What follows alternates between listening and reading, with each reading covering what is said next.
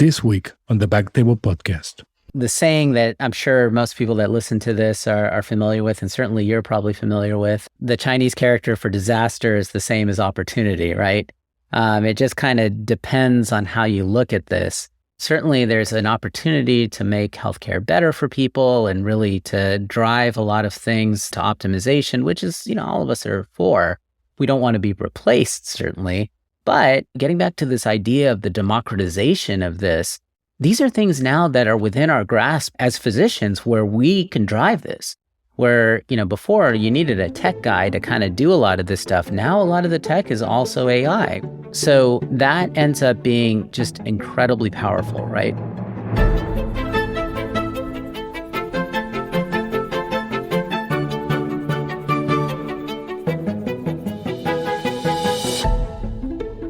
Hello, everyone, and welcome back to BackTable Urology Podcast, your source for all things urology. You can find all previous episodes of our podcast on iTunes, Spotify, at BackTable.com. This is Jose Silva as your host this week. We have Dr. Zamip Patel. He did residency in Mount Sinai, New York, then Andrology Infertility Fellowship at the University of Illinois in Chicago. He is the medical director of Christ International, the largest sperm bank in the world. And he's a urologist at Southeast Male Infertility and Urology in Central Florida. Zamip, welcome back to BackTable. Thank you for having me.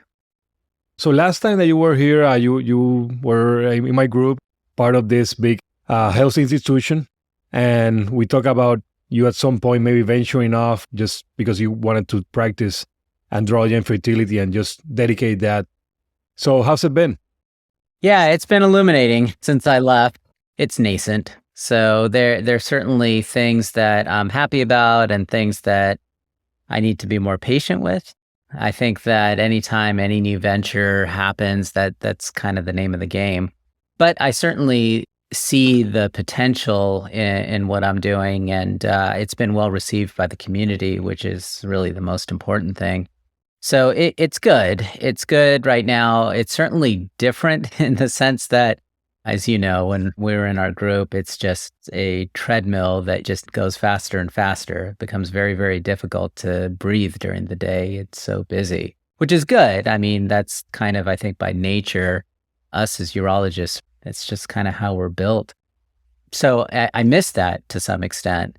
I never thought I would miss that. But having said that, it is definitely still busy, but in different ways.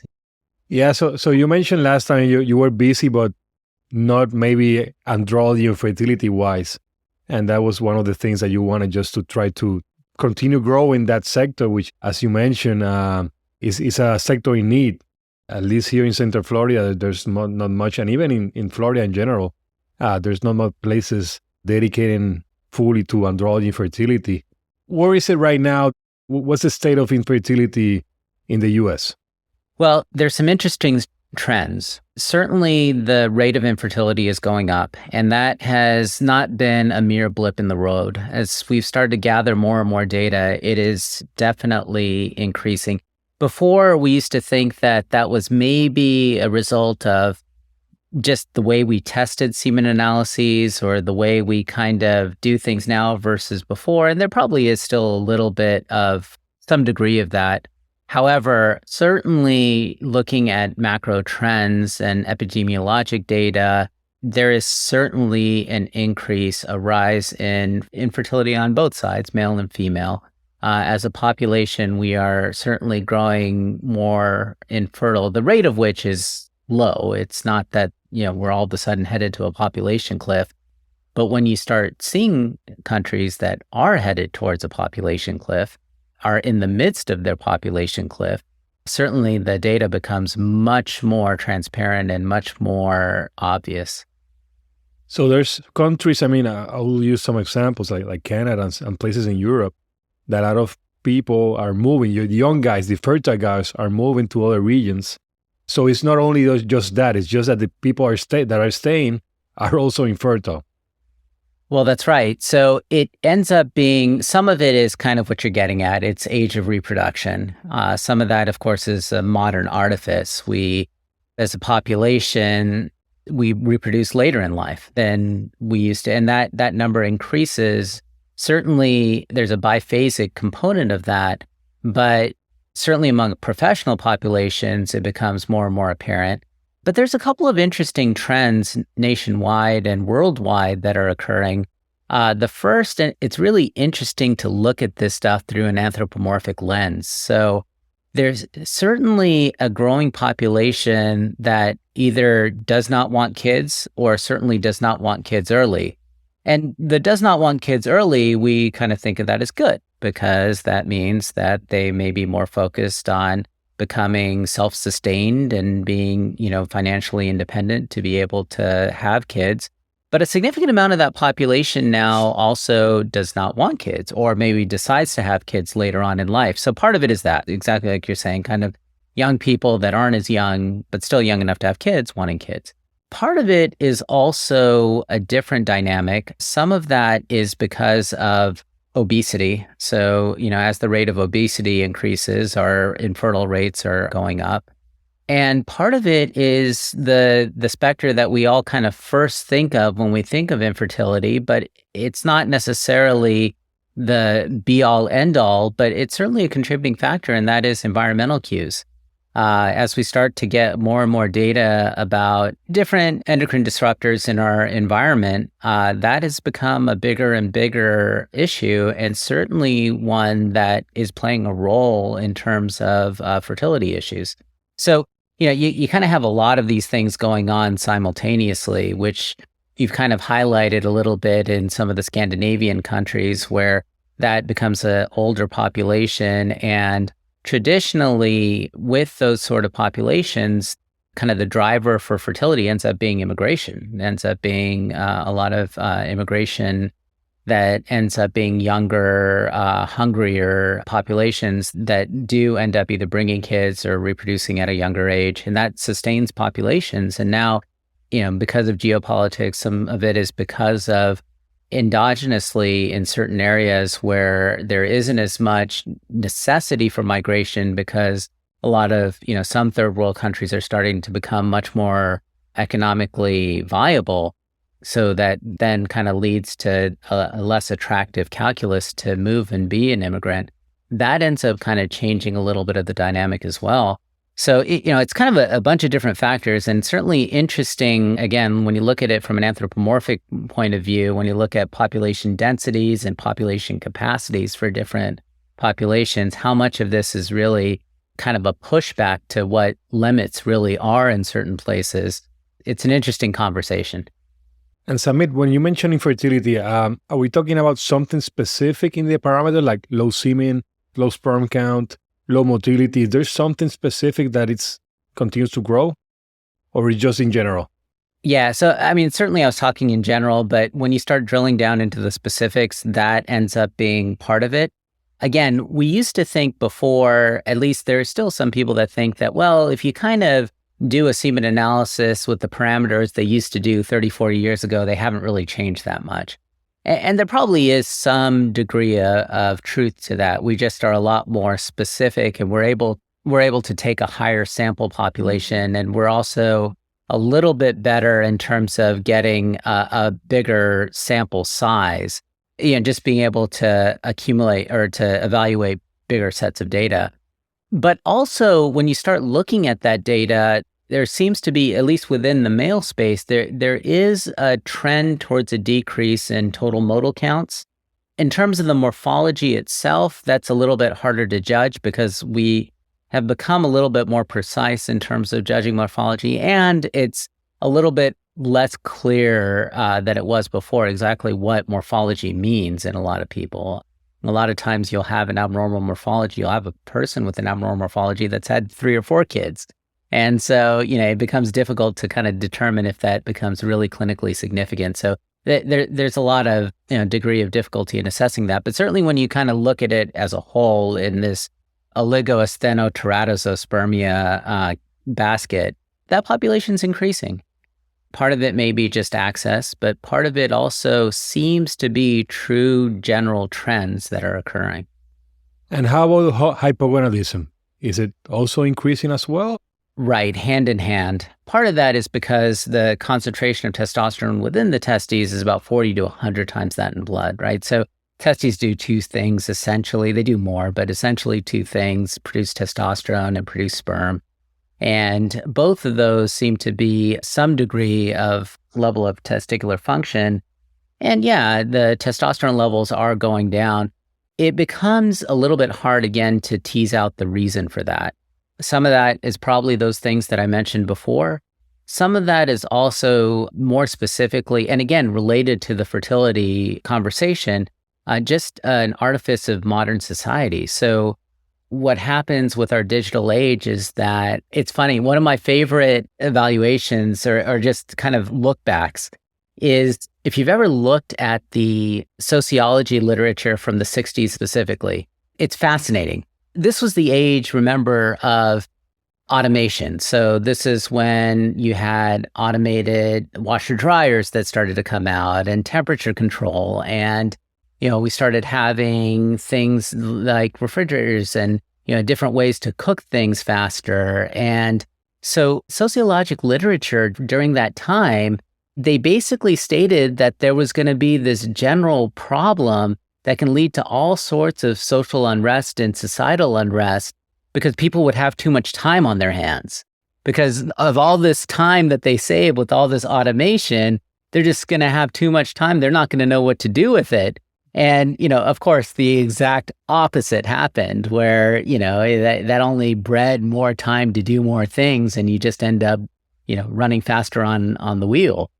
So it's fascinating to look at that and see how directly off. And, this is probably to some degree a learning lesson into a lot of the people that try to predict these trends. Sometimes you just don't know where things are headed. And so I take that as a kind of a long-winded example to say that, our modern age that we now have, that, again, it's kind of hard for me or anybody to really predict how this is going to end up. But what has happened is certainly the everywhere all the time, in the internet age, where you have IoT and, the internet is not only ubiquitous, it's expected. You're expected to have almost instant access to everything anywhere. A lot of things happen as a result of that. One of which is a very simple thing that people sleep less. People sleep less because it's easier to stay up and you have things to do, or there's more entertainment and you don't want to go to sleep because you're entertained. And I see it certainly in my practice a lot where that decrease in sleep, there's a direct correlation between that and lower testosterone levels. You really need that stage 3, stage 4 sleep to actually increase testosterone levels. So it's more than just simply kind of, environmental cues or even the obesity, although those things are linked very strongly. And the hypogonad male certainly has an increased risk of obesity, and decreased sleep can lead to both of those things, or certainly be a contributing factor to both those things. Again, it's kind of an interesting dynamic when you kind of try to tease out the cause of all these things, but both things are happening. You mentioned sleep. I think I want to say most of my patients, but a lot of my patients with BPH, and I guess for you the same, if you do sleep studies, most of them probably will have sleep apnea as well. And it's just the body habitus of most people, at least the ones that we treat in this area. Yeah, I agree. I don't know that Central Florida is necessarily more obese than the rest of the nation. No, I don't think, but it's just the reality of what we do. Yeah, I agree. I think that there probably is a high correlation between urologic issues and obesity, and that the data proves that out as well. But I would say that again, it's kind of an interesting dynamic because we're starting to see all these different things that are happening. That again, it's an inevitable hammer, right? Culturally, I don't think things necessarily change because you want them to. It's like a river that goes towards, some paths of least resistance in some ways. And when a new technology opens, that kind of leads to a different way the river runs. But certainly there are implications, societal implications for those things. And going back to the fertility part and you starting your full practice of andrology and fertility, in terms of coverage, the insurance, have you seen something better? Or this is still purely catch practice? I mean, that's a really, really smart segue because as things have changed, there has certainly been an identification among employers that hey, more and more people are asking for this, and the insurance companies too, that, hey, more and more people are kind of asking for fertility coverage. And traditionally, it would occupy a gray area because, an insurance company traditionally would approach the general population. They would say, hey, look, we're covering you, but, having a kid is a luxury. Now, that's, of course, highly debatable because for a lot of people, they rightfully feel that having a kid is part and parcel of their general health, that they feel that this is intimately tied to their well-being. And it is, for a lot of men, a lot of women. And certainly societally, there's less pressure in our Western society to reproduce, but certainly there's still quite a bit of pressure. And in other societies, still very high.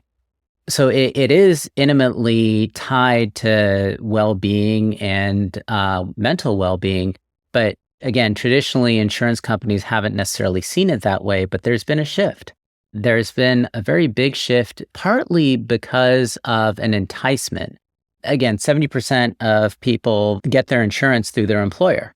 And one of the enticements now to keep people, again, in the labor market we have, that becomes important, where one of the, advantages of certain organizations is they offer fertility coverage. And some people really look at that as a big, big plus to stay within a company because they offer it. And one of the biggest examples of this is Disney. Disney, offers, depending on what kind of insurance they have and what level they are within Disney, they have this as a benefit. And that becomes really interesting because it definitely influences the whole fertility space in general. The fertility space was built on not being an insurance mandated sort of thing, but certainly where I trained, there are certain states that mandate insurance coverage. And it becomes a different dynamic. So you're saying that the government mandates? The state government. The state government mandates that insurance they need to cover, at least to some extent. In some states, right. So for example, Illinois is an example of that. That's why it becomes a good place to train for fertility because it's high reps, right? You end up kind of doing more because they mandate it. And it becomes an interesting microcosm to where things may be headed from the private side. A lot of insurers now are they're offering subsections of their insurance. For example, United and Optum, they have a infertility benefit under their Optum plan. And Cigna is doing the same. Aetna, all the big insurers are starting to have a fertility plan, essentially. But the interesting thing is that there's a lot of third parties that are now becoming bigger and bigger players as a result of this. So the biggest example are things like Kindbody and Progeny, which is more on the female side, but they have started to, Progeny being the first and the one that offered the most as an adjunct insurance for females to cover fertility. And now they're starting to have a male component to that. One of the RE centers that I talked to, and they're all really smart people, one of the practice managers at one of the REs that I talked to, and they were saying that, before there used to be a small percentage, maybe 20, 30% that insurance would cover. And now it's getting closer to like 60% in a couple of years. I mean, it's been a really big change. And I think that as, again, you get these societal pressures where infertility is starting to go up, the rate of it going up, I think that it becomes more and more of an enticement for employers to keep their employees happy and offer that. And that will probably drive more coverage and more treatment. So you're saying, from what I heard, some of these insurance are either covered and then there are also supplemental insurance that you can add to your regular insurance if your insurance doesn't pay for it. That's right. Both exist. Kind of the same way you get a primary and secondary insurance. So that awareness has started to become, more and more too. And will they cover the full extent of your practice or some of it, higher copays? What have you seen?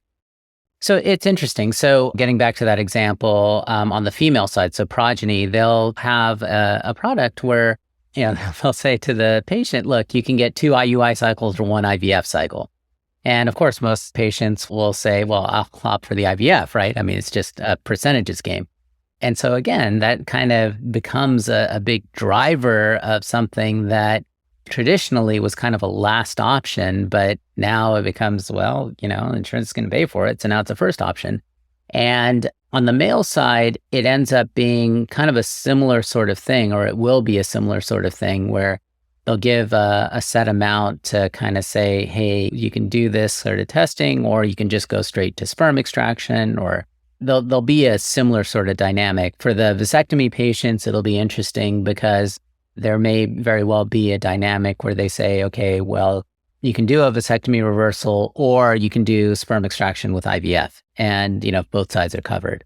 And then that becomes a different dynamic, right? Because there's a lot of different things that come into play there in terms of risks. So it will be one or the other, because you usually do the vas reversal first, and then if there's nothing, then you will do the retrieval, right? Yeah, depending, right? If you have a vasectomy that's 20 years old and the wife is coming near 40, then you may want to say, look, maybe you're better off doing a testicular sperm extraction IVF. And then, on the flip side, if both are young and the vasectomy has been relatively soon, then you might want to say, hey, look, you guys are probably better off with a vasectomy reversal. Yeah, they're kind of different things that play into each one of those. But generally speaking, yeah, most people would prefer to have a vasectomy reversal and the old-fashioned way versus, sperm extraction IVF. It is interesting, though, because some of those vasectomy guys that had it, 10, 15 years ago, you kind of do surrogate markers. I usually do that. I almost always do that, especially on exam if their testes show, kind of borderline volume. And you'll be surprised how many of those people, of course, were perfectly fertile before they had the vasectomy. And all of a sudden, it's not so assured, even with the, vasectomy reversal. So that also plays a role in terms of what's going on with the patient. Interesting. And Zamip, in terms of challenges of infertility, in terms of diagnosis problems, you mentioned labs, what is normal, what's expected, all that. What are the challenges that we currently have in that field? I think the biggest challenge that we have is still awareness. I think that a lot of times the fact that we can do anything, the fact that the male side can do something is something that ends up being partly societal and partly physician driven. So part of this ends up being, well, sometimes on the female side, they kind of say, well, what difference does it make? So long as you have a couple of sperm, we'll do IVF. And that's probably not great, certainly from the male side, because a lot of them want to know what's going on, and more importantly, if they can avoid IVF. But even if they can't, the IVF outcomes, they become better. They become better with optimizing the male side. So it becomes a win-win in a lot of ways where traditionally that may not be the way that the reproductive endocrinologist would look at it. The other part of that is that because so much of healthcare in general is still driven from the female side, certainly within families, but also within people that don't have a family. The female tends to get evaluated and do a full evaluation, and there ends up being something or nothing, and then they do a semen analysis, and there's hey, there's an issue on the guy side too. And again, the issue on the guy side, that happens 50% of the time, in the sense that 20% it's exclusively due to the guy, and another 30% it's due at least in part to the guy. So again, 50% it's at least in part or solely due to the guy's side. But the male's evaluation is sometimes limited, again, sometimes because of even societal roles they get played. No, and that's exactly right. So sometimes I see patients in the office that they say, well, my wife's been under treatment for the past 3 years, and they have never tell the male, hey, it could be your fault, or you need to check yourself. So then after 3 years of treatment, everything, then usually the GYN sends, hey, you need to look for a urologist and make sure that everything's fine. But it took 3 years. Oh, yeah. Yeah, it happens all the time. And sometimes, of course, it ends up being just, I'll have a patient that'll come in and, being dragged by their ear by the wife, or even worse, just told to be there. Yeah. And they're like, oh, I don't know why I'm here. My wife told me I'm supposed to be here.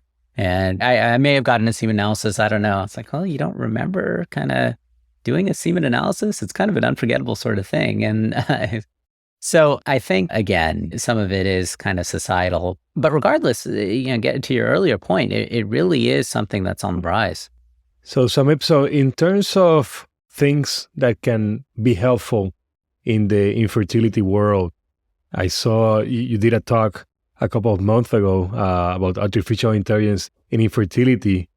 So let's talk about that. Give us a little bit of background in terms of AI and infertility. Yeah, so this is, of course, it's a fascinating subject and one that has a lot of zeitgeist right now, right? Everything's AI. And I think ChatGPT was probably the thing that brought that awareness to the general public that, oh my gosh, we're actually starting to live in the age of AI. And it's a race. It's a race that's very, very similar to that race that we saw with the internet when it first came. It's almost like a wild, wild west, just limited by your imagination. I think the first shot across the bow for us as surgeons, I think for me, was with the STAR program. Now, for those of you that aren't familiar, the STAR program stands for Surgical Tissue Automated Robot. Our friends at Hopkins are the ones that developed this. And this was back in 2022 where they put out their first video for this. And since then, it's just been an amazing journey where the actual robot itself did a full pig anastomosis with zero human intervention.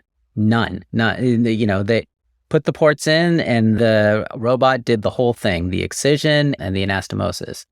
And the crazy thing is that initially, of course, it was slow, but it learned. And it learned at a rate that you and I know, Jose, you are an amazing surgeon. Yeah. You are an amazing surgeon. But I would say that either you or I would love to have that sort of learning curve that STAR demonstrated. And it's amazing. It is absolutely insane just how much ground was covered with the surgical robot, where a true surgical robot, where it isn't just an extension of us, but a truly AI-driven platform that learned as it started doing the surgery and doing more and more of those surgeries. Which, when I look at that, I kind of look at guys like you and I and, I kind of think, I thought we had 2 more generations of us before we were kind of labeled dinosaurs, but maybe not. I think if we have 10 years, it's good enough. Shooting for 10 years, yeah.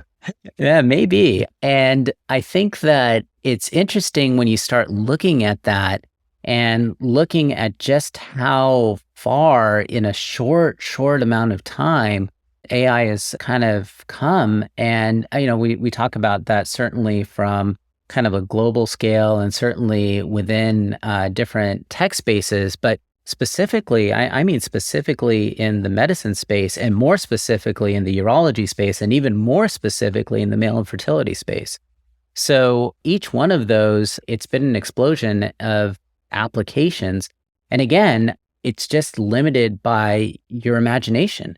So for us in male fertility, what it comes down to is diagnostics, therapeutics, and specifically within those categories, AI has made tremendous difference in terms of what we're able to do. So within the diagnostic category, neural networks have been around forever, for about 30 years or more in a practical application. But more specifically, the AI-driven networks have allowed us to take a huge set of genes that, for us really become very difficult, right? When human genome came out, that's like a computer dropping out of the sky where we don't know what the OS is and we don't know even what the keyboard is. But, now in the age of AI, we are getting much better to actually having commercially available tests beyond just the Y chromosome and microdeletion and karyotype testing that we had before. Now we have a whole spectrum of tests that we can use for patients with azoospermia, but even kind of oligospermia. Now we're starting to develop those tests, and it's not going to be long before those tests are actually commercially viable. Even now, there are places you can send these samples to where you can actually get an array of tests done. And the only reason that's possible is because of an AI algorithm that allows for us to identify which are candidate genes. So certainly within the diagnostic category, that becomes a useful tool. And it will give you more information instead of going back and forth, trying different pills, trying to boost the sperm count, for example. You will go straight into a diagnosis. Hey, I mean, there's nothing we can do. We can go straight into a retrieval, whatever. That's what we're talking about. Right. I mean, I think that in general, the dual ideas of AI and targeted therapy are hand in hand. And so I think that certainly when you talk about it in the oncologic space, right now you have these big data sets that are owned by multiple entities. So the pharmaceutical companies, but also the Moffats and the MD Andersons and the Sloan Ketterings of the world, where you'll start to have these big data sets where they're able to kind of differentiate, what kind of treatment would work the best, whether it is a specific molecular marker that has targeted therapy or a combination of medications or a combination of targeted therapy and chemotherapy that work, to the point where something like with bladder cancer, we're starting to talk about not doing cystectomies anymore, right? Which is crazy, but it would be insane. And a similar sort of thing is happening within the fertility space, within the male fertility space, where we're starting to get a better idea of, where we're actually going in terms of being able to identify what the true problem here is, what the true risk factor is. And like you said, versus having kind of a spaghetti against the wall and seeing what sticks, really being able to target what therapy is going to work the best, if any is going to work the best. And, the flip side is also, well, if nothing's going to work, we don't subject the patient to anything. And right now, I mean, are you using it in your practice or it's still not there? Is it too expensive? Where is it right now? Yeah, so right now it probably is too expensive. Just the other day, I was talking to one of the PhDs that runs, you may have heard of ReproSource. They're a testing outfit for semen analyses. They do some secondary testing, things like DFIs and DNA fragmentation indices and different kind of secondary testing on sperm, not just DFI. So OSA, which is an oxidative species assay, and high DNA stainability, different things that can kind of give you different ideas of what may be going on with sperm and why fertility may not be happening on the male side. And even within their subset, they readily identify that, look, that stuff exists and we follow it and we want that to be a part of our testing. A lot of people don't realize that they're part of Quest. So they're in it to win it. I mean, they're really kind of a part of a gorilla. I mean, it's not a stretch to say the premier testing outfit in the US, at least, probably worldwide. And they readily admit that, look, that stuff right now, it's just, the numbers just don't make sense. They follow the literature and they see all the candidate genes coming out and they understand that AI is going to be a big part of being able to bin this stuff. But right now it's just too expensive. Now, having said that, you may know that Illumina's patent, I think that ran out recently or it's just about to. So the ability to do, full genome sequencing, next gen sequencing now is, before it was, something that, it would be the price of a Rolls Royce or something. But now it's, as commonplace as getting dinner. It's something that's incredibly cheap now. And I think that data, as that becomes commercially available and just frankly cheaper to perform, that price tag is going to come way down. So it's definitely on their radars. And I think that it's not going to be long before we're really going to have some commercially viable tests. So you mentioned the target therapy.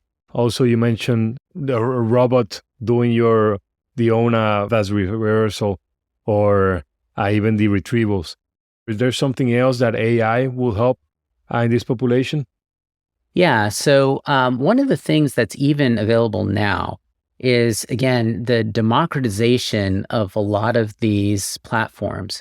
So, for example, Google. One of the things that Google has is this way of evaluating pictures. And it's a pretty robust neural network that they use that's available. I mean, you can do it. You can actually go online and use AutoML, and that's freely available.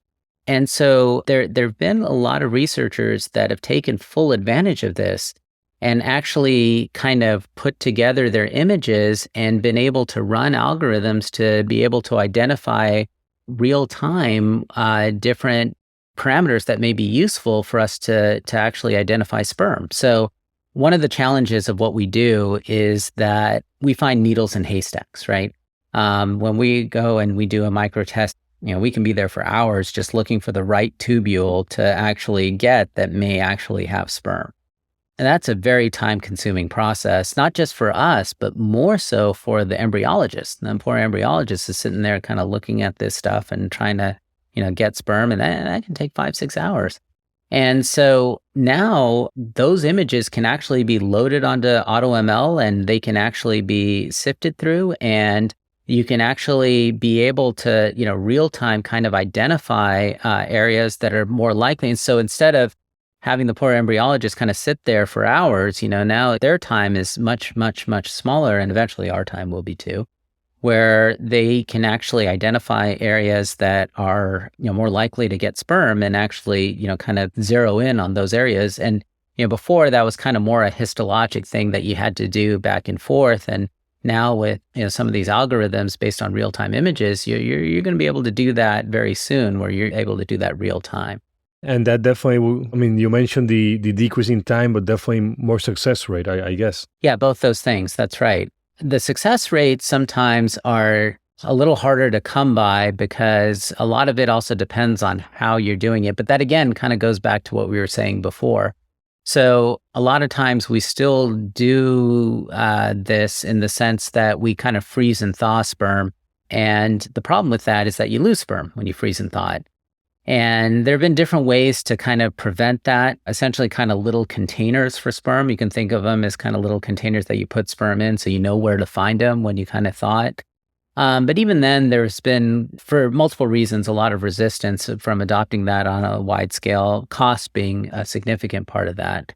But now, as the cost of vitrifying eggs has gone down, now you can do it from the other side, at least much more on a scalable model where the model becomes much more, well, you're going to need to do IVF. You don't know whether or not he has sperm or not.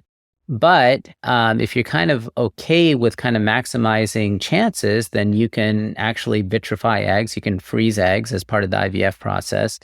And then if you find sperm, cycle is a fresh cycle in that sense, where once you find sperm, you put it into an egg and you start creating embryos. And that way you don't have to deal with that freeze thaw as much. And that's starting to become more and more popular as an option for men that have azoospermia. And that'll become even more popular once we kind of are able to bin these people in terms of what our chances of actually getting sperm are. So definitely you have mentioned the AI at different stages of the diagnosis and treatment of infertility. I'm going to be redundant, but definitely you have mentioned that you're going to be more successful in the diagnosis and knowing what to do. But essentially, you have that patient goes there, you start using the AI for diagnostic purpose. Let's say, for example, that patient's going to go straight into a sperm retrieval. And then you're going to use also artificial intelligence in the OR to help you decide what's the best area to get the retrieval from, right? Yeah, it's going to be an IoT sort of thing. When we talk about the Internet of Things, we talk about getting things online, right? Everything you can imagine, having a smart hookup. I think that the way that a lot of surgery in general, but certainly within the fertility space is going, is that it'll be kind of an AIoT. And, at every stage there'll be this influence in terms of not only, from the beginning, from a diagnosis standpoint, and then the actual procedure itself, getting to the procedure, what the right way to optimize to get to the procedure itself, like we talked about in terms of getting sperm. And then once you get the sperm, what to do with it, how to get the sperm and then how to properly do it. And then even after that phase, still kind of optimizing afterwards in terms of when sperm meets egg, kind of the right way to do that. Which one of these embryos are going to be viable versus not. So of course, once sperm meets egg, that's not the end of it, right? They gotta actually build. I was going to ask you about that part. So in terms of the embryologist choosing the perfect sperm, how do they do that? It's based just purely on what they know, just in previous images? Because definitely the AI has the potential to know more than an embryologist or to see more through a microscope compared to the embryologist. But what are they looking for? Yeah, if you ask the embryologist, they would tell you otherwise. But okay, you're right. Exactly. But yeah, and so it kind of depends on the situation, right? In something like a microtessie, they'll just be happy if they get sperm. Anything that looks like sperm. It doesn't even have to be a full mature sperm. Kind of spermatid that isn't kind of fully mature, they'll take it. They'll use it. And those have been useful. But all things being equal, if they kind of have a choice, they basically choose based on morphology and motility. So they want sperm that are viable and kind of wiggling around and look healthy and act healthy. And that would be their ideal sperm to use. Again, sometimes they don't get a choice. And, we've done these studies. We've looked at necrospermia, so sperm that have viability of 0. So the way you test that is actually you put sperm in a solution that if the sperm is alive, it actively pumps out the solution. So, kind of like a sea of purple that has a little, clear dot in there that has a tail, that's a live sperm, right? So we've had sperm, that, again, viability 0, and we've used those for IVF and been successful, actually had kids from there. And when sperm gets into egg, you really kind of have to have a process of essentially imitating the acrosome reaction where the head of the acrosome, meets the egg and kind of elongates and injects the DNA in there. If you put a live sperm in an egg, it's just a sperm that swims around in an egg. It doesn't fertilize. So you still have to kind of imitate that in some ways, kind of lyse or destroy the sperm. That's kind of a harsh way of putting it, but it kind of serves the purpose of explaining what happens. Again, kind of to your point, AI will help that process. It'll help the process of choosing the right sperm and the right parameters to be able to do it. But the more exciting thing in terms of AI is what happens actually even after fertilization, right? So, not all eggs fertilize, not all eggs are meant to fertilize. And which eggs you choose also will be, again, there's already a huge push towards incorporating AI into that process because you can choose, eggs based on kind of what they look like, what their morphology is, and they grade the eggs that way.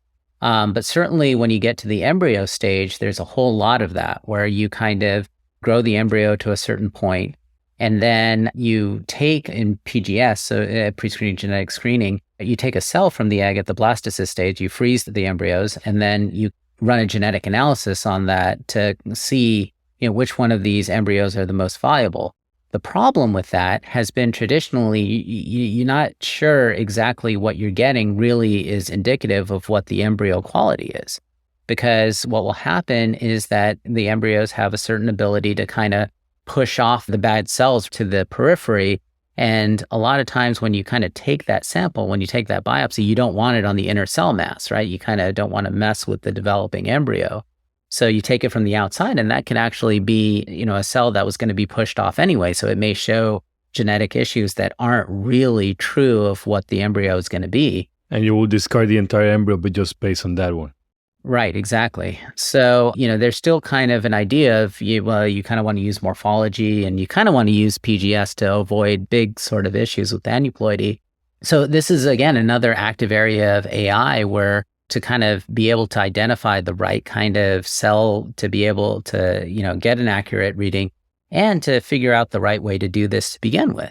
And again, you start to kind of take a step back and look at how AI is kind of in each one of these stages, how each one of these things will be optimized a little bit better and a little bit better. And it's not like science fiction in the future. I mean, these are things that are already starting to be incorporated and, really within a couple of years or may even be standard of care well within a couple of years.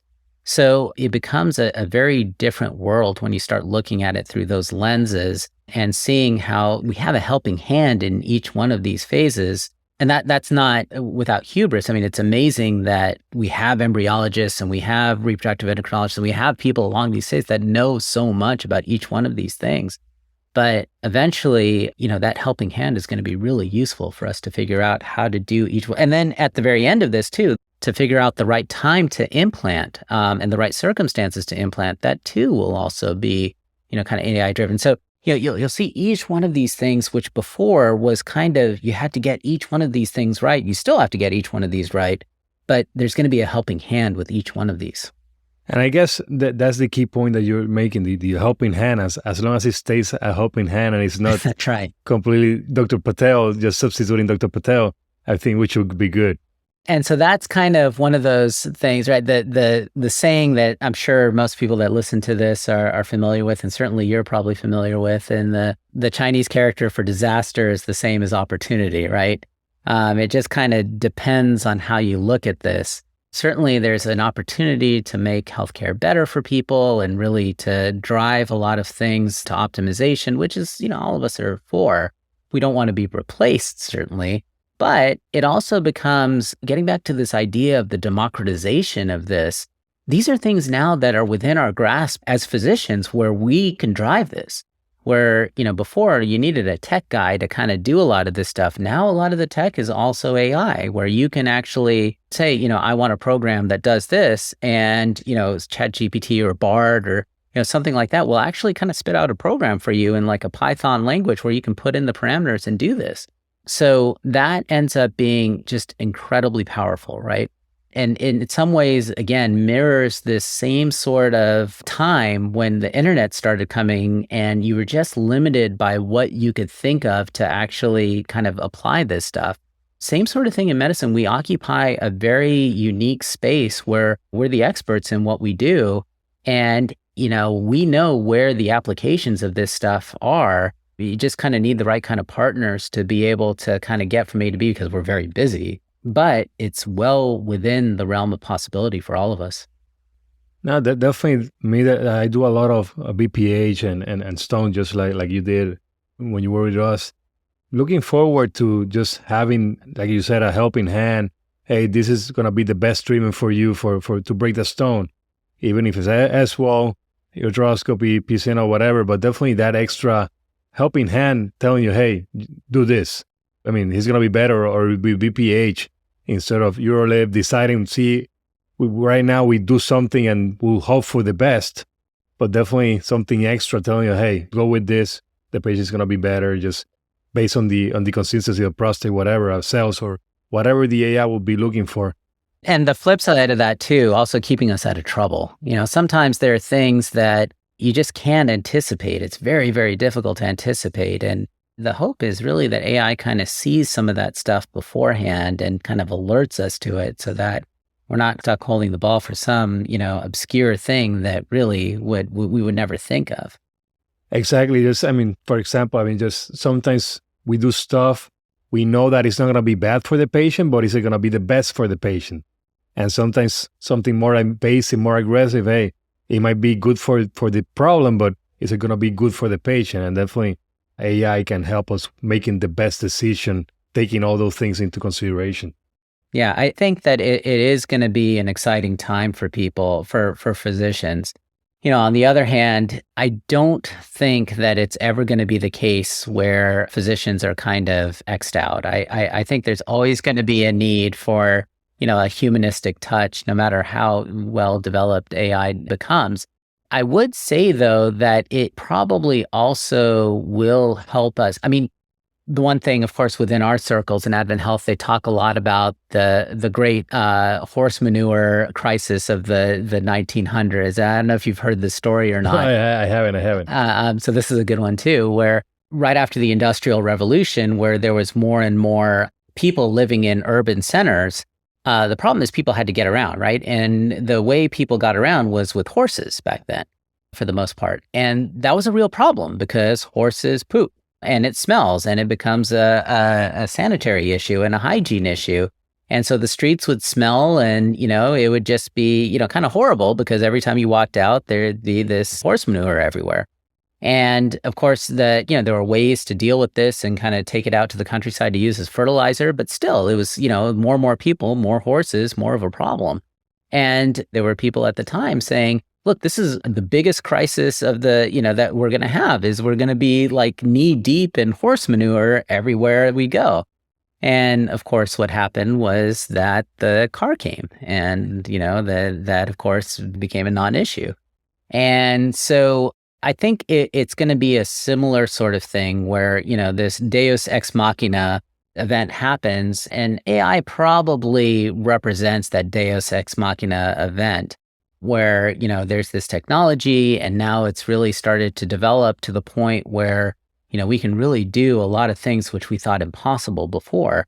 And that helps us kind of operate at top of license. So it'll help us be able to treat more people because we have a shortage, right? We have a shortage of urologists. And now if we can be more efficient and do more and leverage technology, well, it kind of solves that. I think that it's exciting from that sense. I think that that's really going to be something that helps a lot of people. And I think that, from our standpoint as certainly as surgeons, that, really becomes useful to, deal with the wave that's coming. I think that's all great and very good information. Zamip, anything else you wanted to add? I think that the only thing I would say is just kind of a repeat of what I did before, where this kind of represents a incredible opportunity for a lot of physicians and certainly urologists, but I think any kind of physician. I think it becomes a really, really incredible juncture in medicine where our little time we have is usually spent on family, and appropriately so. And this shouldn't take away from that, but spending a little bit of time to kind of learn about these things, I think would really kind of do a lot to regain your interest in medicine and really kind of, maybe take you in a direction that you wouldn't think about before taking, but, it can become really rewarding for the physician that does. It is. So we'll see what the future holds for us, right? Yeah, absolutely. Hopefully nothing bad. No, hopefully. So Zamip, again, thanks for being in BackTable. Until next time. And thank you very much for having me, Jose. And thank you very much for this podcast. I hope people find it informative and useful.